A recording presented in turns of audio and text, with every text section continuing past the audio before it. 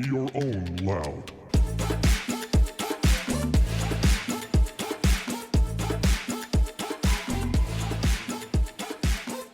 Well, hello and welcome to another Be Your Own Loud podcast slash live stream slash replay slash whatever that we're doing with all this stuff now. You know, one of the neatest things about being a podcaster is the community. I can't stress that enough. For those of you who aren't podcasting or who don't have a focus like that, you're really missing out on meeting some unbelievable people. And so our guest today, Richard Kaufman. So I was introduced to him from Eric Allen, who you all probably remember that show. And Richard has very fond memories and a great relationship with Eric. And Eric was a referral from Kelly Cardenas, who was one of the first people on this show, and that he introduced me to a whole bunch of people. And then once you start seeing is all of these people start kind of bubbling up, and then you get to meet these amazing people like our guest today. So here's the background very quickly on Richard. So I was very, very honored to be on his show. He runs one of the number one VETprenuer podcast, period. So it's focused on veterans and first responders. It is called Vertical Momentum. He does a whole bunch of wonderful nonprofit stuff, which we're going to talk about today. But first off, Richard, welcome to the show. Oh, thank you for having me. And come on, you mentioned Eric's name and then you mentioned me. You know, that's kind of like saying, okay, well, there's Derek Jeter, and then there's me with my old glove, and I'm like, I totally disagree with you on that, man. You guys are peers in this, and your guys' interviewing ability, your passion for what you do. I think you guys are on par, and I'm truly honored to know both of you. But let's get our audience an opportunity, Richard, to get to know who you are. So tell us your story, man. All right, I'm going to give you guys a quick down and dirty, and then we can just, I come from a military, 23 years in the military. And usually we could do a quick synopsis in 5-10 minutes. Just a quick down and dirty about me. I grew up in New Jersey. My father left when I was 3 months old. My mother was an addict, but she was a working addict. So she was also a nurse. So she worked a lot, weekends, holidays. We all know that system. And so I was left to my own devices a lot. And we moved around a lot. So I went to like 7-8 different schools before I hit high school. I had my first drink at 12, full-blown alcoholic by the age of 13. Got kicked out of high school for hitting a teacher with a desk.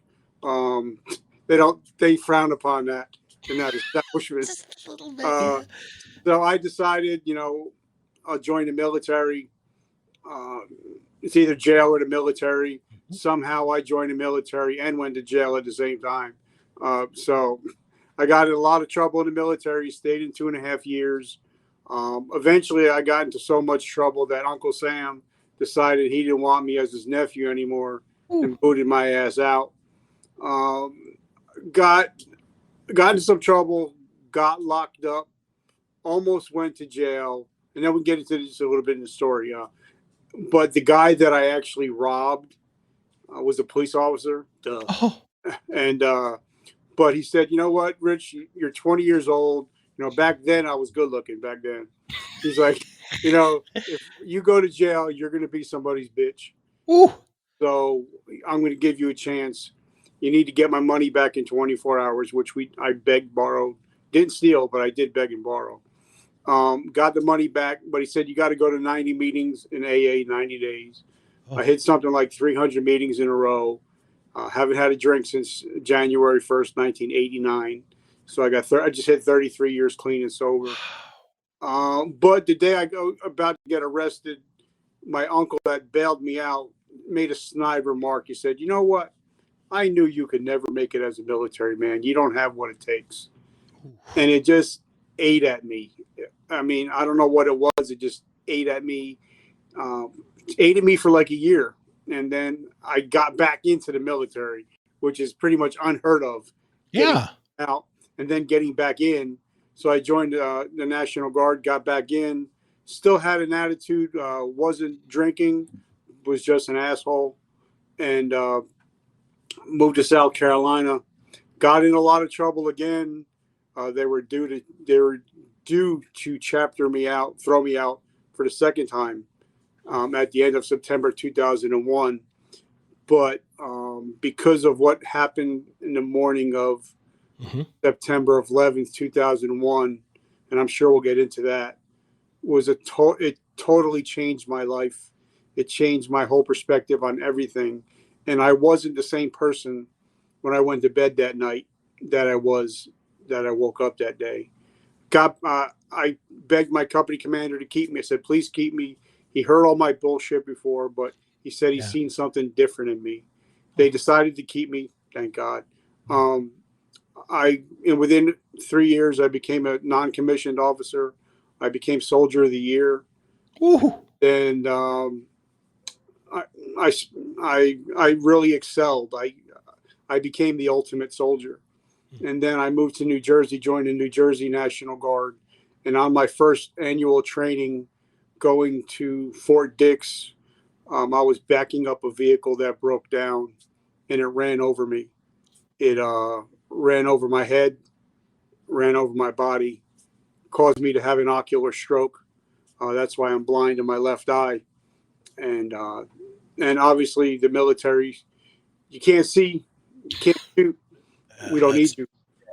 So after a year and a half, they medically discharged me on Memorial Day, 2012. That was the day that I attempted suicide, and thank God it didn't work out. But I'm sure we'll talk about that later. But during this whole time, it's called a Warrior Transition Unit, and you sit there basically for 1 weekend a month, just sit there doing nothing. So I decided, I wanted to start self-improvement. So I started reading self-improvement books. I kept hearing this guy's name, Gary Vaynerchuk, hearing his voice. I'm like, I got to know who he is.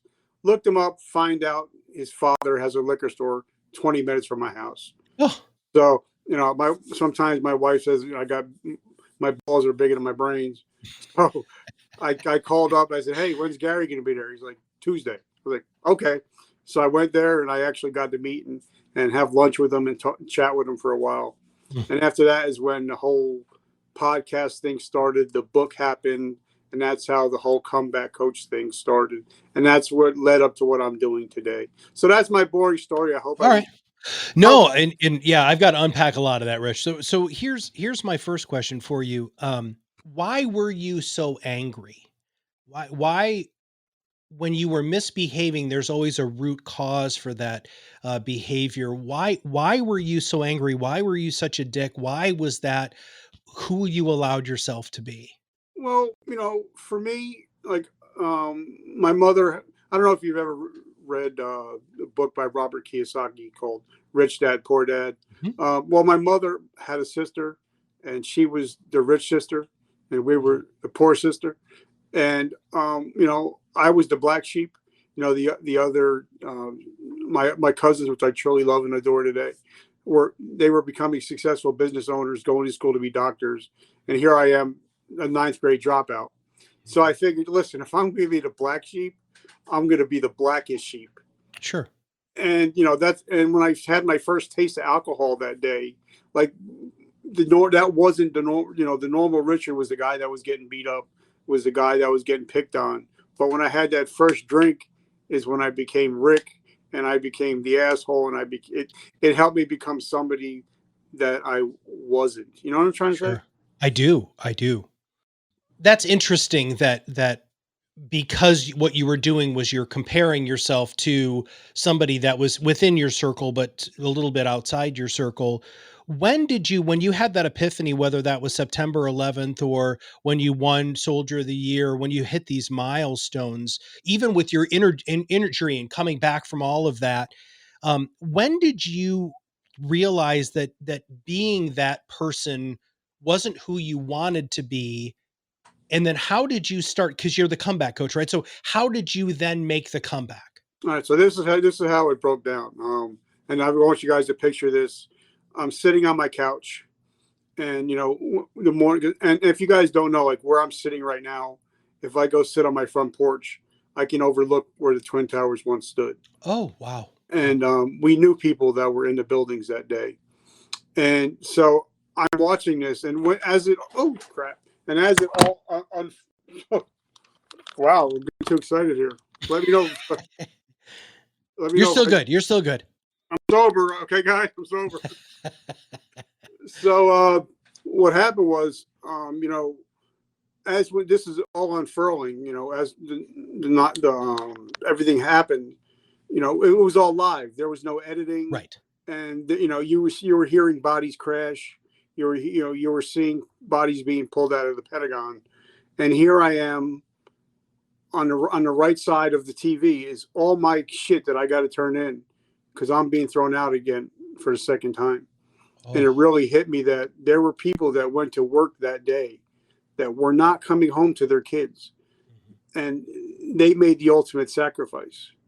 And that's when I actually broke down literally, and I put that in my book, broke down into my couch, and I cried out to the Lord. I said, Lord, please give me a chance.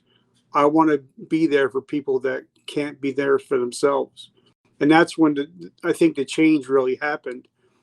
But the big difference was, sometimes we have epiphanies, but if we don't act upon those epiphanies, right. it doesn't mean crap. So, Well, so how do you help with that though? How do you help when you help facilitate an epiphany with the people who have either read your book or who hire you, who you have coached? How do you help them implement and maintain that momentum from that epiphany? Because you successfully did that, and as you were probably about to say, that's not normal. Like a lot of people have epiphanies and then they're like, meh. But you took it to the next step. How do you help people take it to that next step? And well, what did you do for yourself? after I begged my first sergeant, my company commander, to keep me, which I'm still friends with both of them today, Oh, which is amazing. After they wanted to throw me out all those times, but I got to drill 2 hours early, oh, and I decided my way is not working. So what I'm going to do is I'm going to start watching and lurking and finding out what the people that are successful are doing, because success leaves clues. Even in my podcasting career, I have people that I'm modeling after. We'll talk about that later. But mhm. I decided to get there 2 hours earlier, and I noticed that the people that were the most successful got there 2 hours earlier, Mm, stayed 2 hours later, mhm. took correspondence courses, and volunteered for everything while everybody else hid. And that's what I did. I just decided to become, again, I wanted to become the ultimate soldier. So I wanted to do, I didn't want to care what the E1s and E4s were doing. I want to know what's the E7 and E8. What are they doing different than I'm not doing? So I just started following like a puppy dog. I'm sure I pissed them off a lot, because here I am following all behind, can I get Yeah. your papers? What do you need? Yeah. But eventually they started saying, wait a minute, there's something different about him now. Let's let him into the inner circle. And that's how it all started. When I was in the Navy, they used to say that Navy stands for never again volunteer yourself. And I took the tack that you took, right? Which was I volunteered for freaking everything because I wanted to take that opportunity to learn as much as I could. And Richard, I don't think people really understand. And I call it, there's two traits that I just heard there, which was you became humble and then you became curious, right? And I don't believe that you can truly become curious and live your life as a curious person without a level of humility. And you got your butt kicked many, many times. Both you did it to yourself and other people did it to you. Let's talk about that curiosity because of the curiosity of you following around the E7, E8s, all of the different, higher ups, upper management within the military, you learned a lot in order to be successful. How did you translate that into delivering that sort of level of guidance to people who hire you and who want you to help them take their whatever to the next level? Well, I mean, unfortunately, I had to, like you said, I had to take my licks. Like I put out a post this morning in 1986, I was cured of racism, and that's all in my book. But like I said, I had to take a couple of ass kickings. Um, but sometimes I find that, like for me, once I became an NCO or non-commissioned officer, Mhm. I believed in an NCO creed. I believed in taking care of my guys. So that's where I started putting people above me where as of the morning of September 11th, prior to at 9 o'clock in the morning, the whole world owed me a living. Oh, After 9:10, I owe the world. So okay. I think it changed the whole perspective, and sometimes I just had to figure out, for me, like I said, I only had a ninth grade education, so for me it was a little bit harder because they would talk about certain things in college and sports. I mean, and math, and I'd be like, yeah, I think I was out for that year. Yeah. I don't think I was there that year. So I had to. There was a big learning curve that I'm still learning. I'm still behind, but sometimes just like you said, you just have to be humble and you got to be teachable. I'm always behind too. And I don't know if it's because of self-esteem issues that I continuously put myself behind, but somebody told me a long time ago, Matt, you never want to be the smartest person in any room that you're in. And I'm never the smartest person in any of the rooms, which I believe gives me so much of an advantage, which you talk about in the book. So I want to switch gears a little bit and talk about the book. So let's talk about Tell us about the book, where people can get the book, and why was that so important for you to write that for your own personal growth and development? And then in turn, what do you want people to glean from the book? Well, first, the book. We're about the same age. Mhm. I was very honored. Everybody, for me, the original Superman was Steve Reeves, and Yeah. his opening quote is the opening to my book. Oh, I actually got that permission from his wife before she passed. So if you guys love quotes about coming back, definitely check out the quote. It's the opening quote of the book. But the book was about, because I was on a friend of mine's podcast. His name is Donnie Boyven of the Success Champions, and I was telling him my story, and I was, and because during this whole time, I was with General Nutrition Center for over 30 years.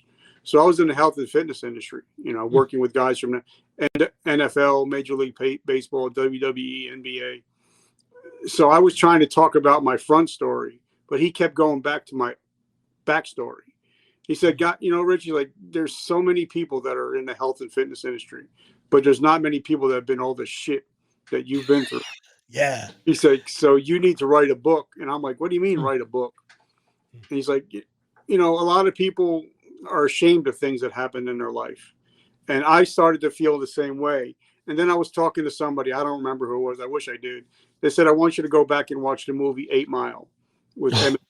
And I yeah. want you to watch the last 2 minutes and then call me back. So I did. And I'm like, all right, I watched it. I'm like, now, what do you want? He's like, I want you to put a book out there for all the dirty shit you've ever done. Mhm. This way, nobody can ever say anything bad about you again. And people can learn from your mistakes. And so that's what I did. I mean, if you read my book, and I tell everybody, it sounds like a third grader with autism wrote it, because it's the way I speak. Mhm. It was not, everything. I actually had to write it down on yellow paper and put it in the computer. So if it doesn't sound like it has much editing, it doesn't, because I want it to sound like me. Yeah. There's a lot of people that write books. Like my friend Steve Sims wrote a book, and when he first wrote it, his wife, because he had somebody write it for him, Mhm. she she looked at it and said, "Steve, you can't put this out." He said, Oh, "Why?" Because it's shit. yeah. It doesn't sound like you, and people are not going to believe it. So that's when he put out the Bluefish book. But my book it sounds exactly like I'm talking right now. It tells my story, but at the end of every chapter is a teaching point. Mhm. At the end, the last two chapters are what depression looks like and not what you think it looks like, and what addiction looks like and not what you think it looks like. So it's a very teachable book. It's called A Hero's Journey from Darkness to Light. It's on Amazon Kindle. It hit #1 twice. Yay. And all of my proceeds, 100%, go to help veterans that are struggling with mental health and homelessness. I don't make any money off of it. Mhm. But the reason why I put it out there is for that reason. Then I also, we all know that we're all going to die someday. And, I want my daughter to be able to read that book and read it to my grandkids. So Mhm. this was what Grandpa was about. This is what Daddy was about. This is how he turned his life over, and how he impacted people's lives, and how his legacy is now today. Where do people start? So it's interesting. Some of the people that we've had on the show have not had that life-changing experience that actually changed them, right? What happened a lot of times is it reaffirmed who they were, but for you, it was this really big transition.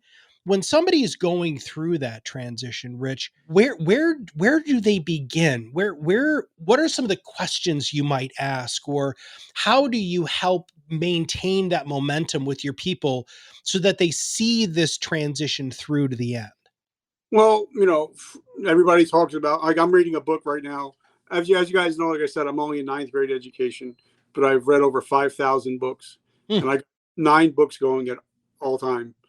And I'm reading a book about presence, and they Oh talk yeah. about how, you know, that elevator pitch, how important it is in business and life. My elevator pitch is, are you sick and tired of being sick and tired?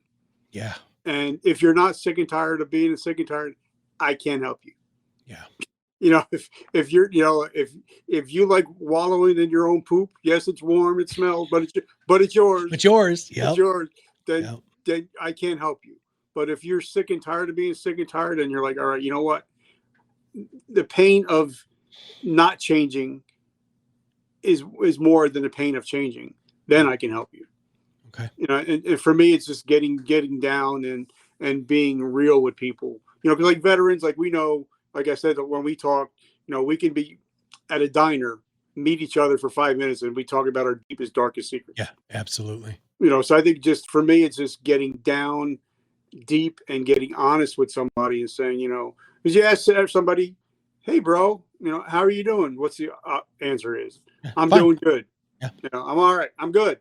But then, ask second and third level questions. How are you really Right. doing? And I think that's what makes me a little bit different, because I actually, like Zig Ziglar says, people don't know how much you care, until they, people don't care how much you know if they know how much you care. Right. And if you care about people. For me, people just open up to me. They call me the male Oprah, so I guess that's good for me. That's a great compliment, dude. That's absolutely awesome. I love there's an organization called It's Okay Not to Be Okay. Yeah. And they're really big in mental health and also in veteran circles. And I felt that with you the first time we met. One, that you were um, you came to the conversation without any preconceived notions, no judgment, because not to be mean, but who are you to judge, right? Yeah, and by the way, some of the greatest people that have ever walked this planet have been very specific about not being judgmental. And, when I was on your show, I loved the line of questions that you had. And I loved that you asked this question and then you went to here and then you went to here, and it all gave me a safe space to truly communicate who I am and what I wanted to communicate to your audience. And so let's talk about your podcast. You've done a bunch of podcasts. You are really experienced with it. Why did you even begin doing the podcast, and kind of what is the end game for you when you would say, hey, it was a success or it is a success? What do you have to hit? What are the milestones, or what do you want to be able to do with that show? Okay. Well, I am the accidental podcaster, by the way.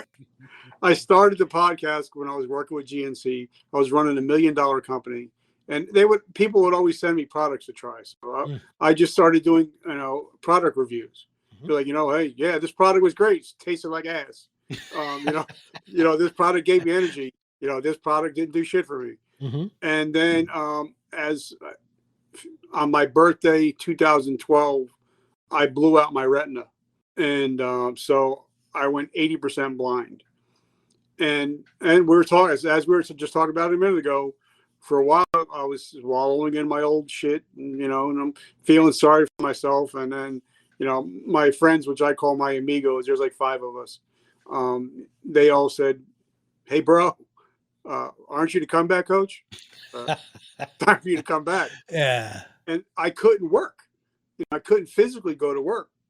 So I had to start thinking, what can I do to start become relevant again and start helping people.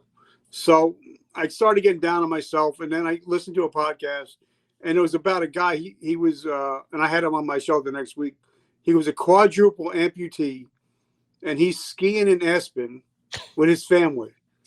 And here I am sitting on my couch, eating bonbons, getting fat, dumb, and happy. Mm-hmm. And I'm like, all right, if this guy could do this, I want to do this. So I invited him to come on the show, and we talked about it, and he gave me some more inspiration. And then he told me, well, I got this friend, and then I got this friend. And then now it just became a whole thing to where now we have like 380 episodes. Mm-hmm. Now I'm a low-tech redneck. I want everybody to know I'm a low-tech redneck. So I didn't realize that in order for your show to be popular, you need to be on iTunes. Mm-hmm. So I had 280 episodes, and it wasn't on iTunes. Oh, and they wouldn't let it on iTunes because I had such a big back catalog. Mm-hmm. So I had to start a new podcast, and now this one I think we're like 118 episodes in. So now the new podcast is on Apple. It's everywhere, and it's fun. I've had great people on like yourself, like Eric, John Lee Dumas. I had some of these heavy hitters. Mm-hmm. And, for me, it's, like I said, I'm only a 9th grade dropout, but I'm getting a PhD in business every day because I can, instead of saying I'm going to pay $1,000 for John Lee's course, mm-hmm. how about I invite John Lee on and ask him whatever the hell I want to ask him?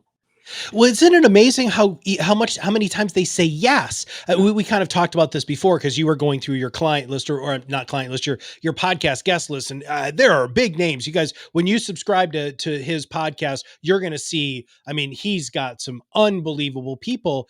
And it was because you had the cojones to ask, right? And not everybody said yes, but enough people said yes, where you were able to start making those connections. But now I want to say something, real quick. I always lead with value. Mm-hmm. Now, like when I went and talked to John Lee Dumas, he has 1 million listeners a month. He makes $150,000 a month off his podcast. Wow. The reason I related to him, he was an ex-tank commander. Oh. He lost soldiers in Iraq. So we actually talked about that on the podcast, which nobody ever talked to him about. And when I went to him, I said, listen, John, I want to help promote your show to my people. It's about you. I don't care about me. So with me, I always lead with value first. I always, if I just say, hey guys, if I message you one day, say, hey bro, I got one of the top rated podcasts with over 160,000 downloads. You want to be on the show? You'd probably be like, what an asshole. But, but if I'd be like, hey, I see your podcast is doing real well. Mm-hmm. I would love for you to come on so we can have my audience start listening to your podcast. Sure. You would be more willing because you're leading with value. And, the more, like Gary Vaynerchuk says, something I believe in. If you promote your friends 10 times more than you promote yourself, you never got to promote yourself. You never, and they love you for it, and they're going to continue to introduce you to wonderful people. And that's the community that I know that you are so ingrained in. It's, hey, listen, come on my show. If I can add value to your show, I'd love to have the opportunity to do that. And that's the difference. That doesn't happen in television. That doesn't happen with, sometimes it happens with musicians, but for some reason, this medium is so passionate about the medium that it's unbelievable to people that will say yes to be on your show, because if they know that in your heart, that you believe in podcasting and that you want to ask the right questions and have real conversations. I remember I interviewed somebody a little while ago, and he was giving me really crummy answers, right? And I was like, why is he giving me such crummy answers? And this is live, right? And I'm thinking to myself, I'm asking him really crummy questions. And so I pivoted really hard, like 12 minutes into the show, and he paused and he goes, okay, so now we're where we need to be. Rich, man, that changed everything for me. Like, I was just like, oh my God, it's like I was phoning it in. I wasn't being as present as I needed to be. And I think that that's one of the gifts that you can give yourself when you podcast, is really truly trying to be in the moment. And with that, because you saw all of the preparation stuff that we do for our shows and all of that, I still always am concerned that I didn't ask the right question. So my last question to you for today is, what should I have asked you that I didn't? And this is something I even forgot to, and I always do. I always ask the person to, because I always wear a hat. Now, it's not because I'm bold, obviously. But if somebody says that I'm not allowed to wear their hat, I will not come on their show whatsoever. Oh, and I've actually been offered a top 5 podcast in the world, and I said no, because they wanted me in a suit and a tie without the hat. And it's not because, like I said, not because I'm bald. It doesn't matter what hat I'm wearing. What happened was about 6 years ago, when I started doing what I was doing, I took my bride out on a dinner date. And guys, if you're married, make sure you date your wife, because another man will. Yeah. So just throwing that out there. We went out for dinner, and we went to go see the movie American Sniper. Mm-hmm. And that movie really, really touched me. And I sat there crying at the end. So as soon as I got home, I got in touch with Chris's wife. And I said, from now on, whenever I go on a show or whenever I go on a podcast or stage, I'm going to wear a hat in honor of Chris. Mm.